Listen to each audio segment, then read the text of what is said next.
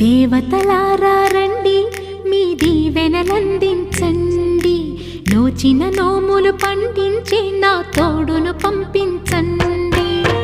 కలలో ఇలలో ఏ కన్నెకి ఇలాంటి పతి రాడనిపించే వరుణ్ణే వరముగా ఇవ్వండి.